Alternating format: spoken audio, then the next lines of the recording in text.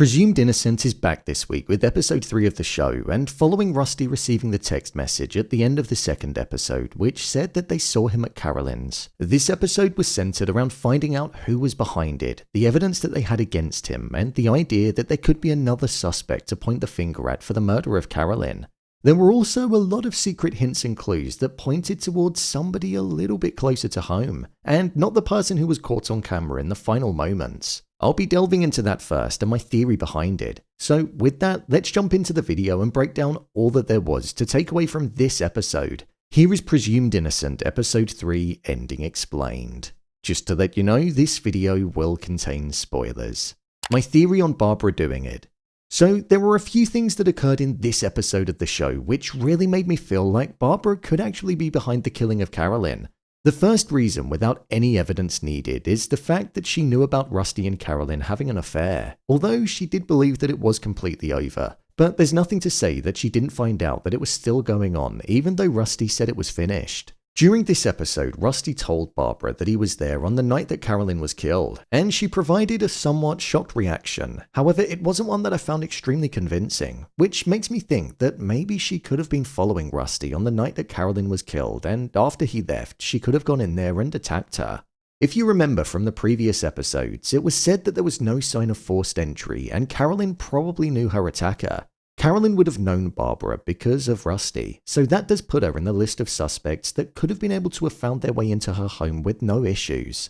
As well as that, when Barbara was told that she needed to step back from her job, her boss said to her that she hadn't been well. This didn't seem like it was just speaking about since the case got into the public eye. This seemed like it was something that had been going on for a while by the way that it was directed towards her. So maybe the paranoia about Rusty and Carolyn had taken over her mind and was impacting other parts of her life. Then, when she was in the bar, when the bartender asked her if her husband killed Carolyn, she quite comfortably said he did not do it. Beautiful women tend to have a lot of enemies.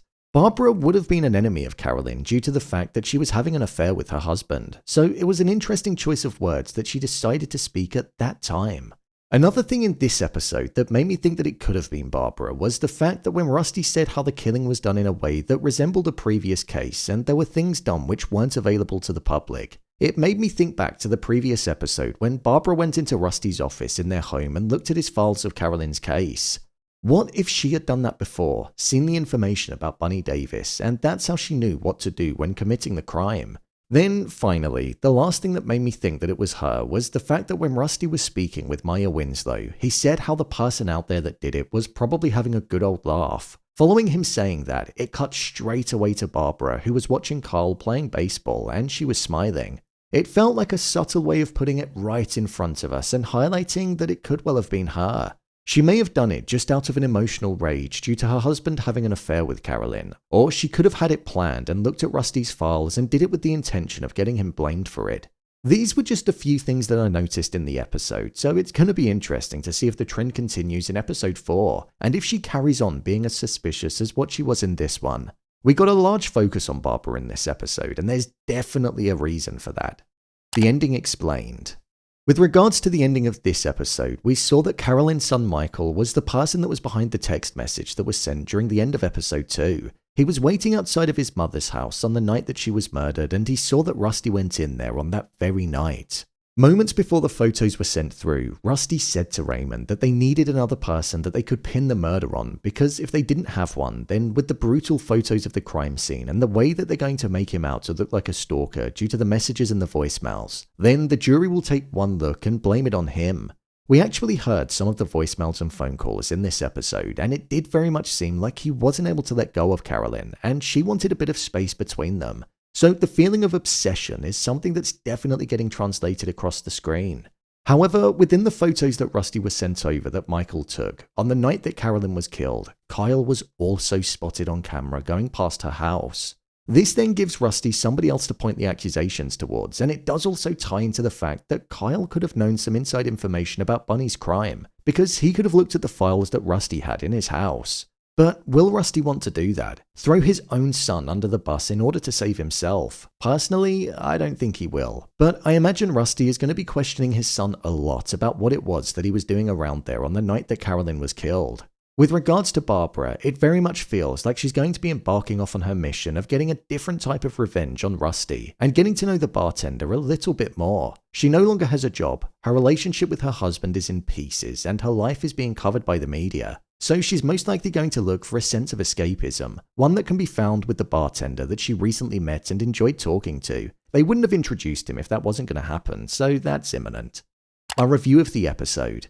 I thought this episode continued on really well from the first two that premiered last week. One thing that I think this show does really well is setting the tone and atmosphere. It very much feels like a hostile, thick environment, and the camera movements and shots perfectly encapsulate that from time to time. Whether that be the handheld in following Rusty, close-ups of his face when it looks like he's stressed, slow zooms into him when he's talking about the fact that he may end up facing jail time, and also the cuts between past and present. It really immerses us into the world and allows us to carry the weight and pressure that's in Rusty's mind and on his shoulders. He's backed into a corner with evidence stacked against him, and we really do feel that. Jake Gyllenhaal is definitely the standout performer in this show, himself and Bill Camp. Their chemistry as Rusty and Raymond on screen together is really strong, and you buy the close friendship that they have. I'm also really intrigued by Raymond's conflicted mind on not knowing whether or not to trust his long-term friend.